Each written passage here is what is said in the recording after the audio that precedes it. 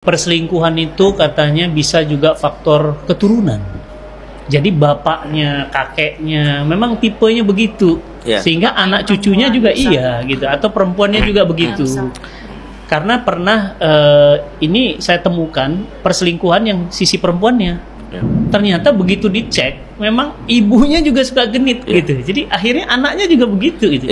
Apa memang gen atau ada faktor apa? Kalau Imam Syafi'i mengatakan azina ad-dain, zina itu utang.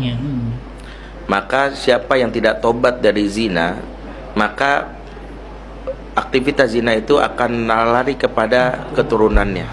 Entah keturunannya itu sebagai pelaku atau sebagai korban yang dizinai atau yang menzinai. Maka mengapa orang yang sudah berzina dia tidak bisa sekadar berpikir selesai minta maaf pada pasangan, tapi dia tidak membersihkan apa yang membuat dampak zina itu tidak lari pada pasangan. Karena bisa jadi keturunan lagi, keturunan dan terus. Keturunannya. Pertama apa? Karena zina itu adalah dosa yang sekait dengan hubungan dengan Allah dan setan sangat bagian dari perzinahan. Maka seolah-olah zina itu adalah ikrar untuk setan untuk bisa menggoda keturunannya. Jadi ketika kita senang berzina, maka secara tidak sadar kita membuka keran untuk keturunan kita untuk didatangi oleh setan, untuk dari awal setan sudah mendarah daging dalam tubuh dia. Sehingga syahwatnya anak kita menjadi berlebih.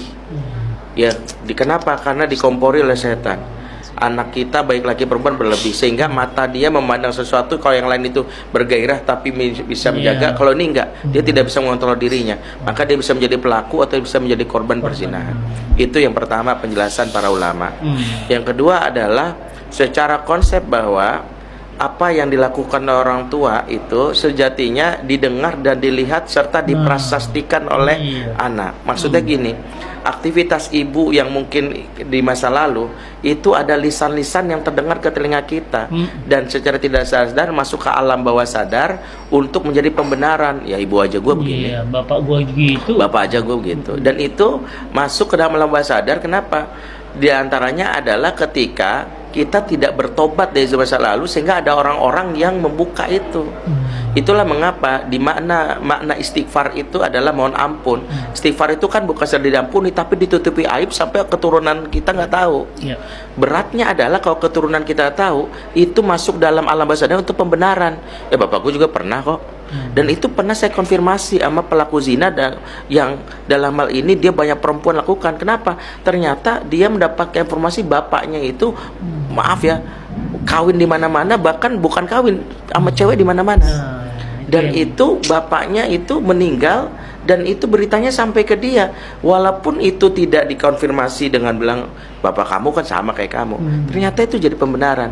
Makanya kalau ada yang bilang bahwa dari perzinahan itu masuk, itu adalah pertama karena pelaku zina di masa lalu tidak istighfar, sehingga dia tidak ditutupi aibnya. Karena di antara mana istighfar, ghafaro itu adalah Allah ampuni dan Allah tutup sehingga tidak sampai kepada orang lain.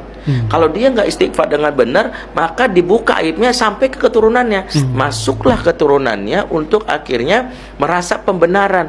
Oh ternyata biasa aja kok. Sama seperti gini, orang bercerai, bapak ibu gue cerai biasa gitu. Jadi itu di copy paste. Ya, bapak ibu gue nikah berkali-kali, kenapa gue juga bisa? Itu turun temurun. Makanya kita tidak bisa mendarai dosa, karena mungkin kita punya pembandelan. Tapi jangan wariskan dosa itu ke anak dengan cara istighfar dengan sungguh-sungguh, supaya ditutupi aibnya sehingga keturunan kita tidak mengenal hal yang buruk dari kita, yang baik-baiknya saja. Allah.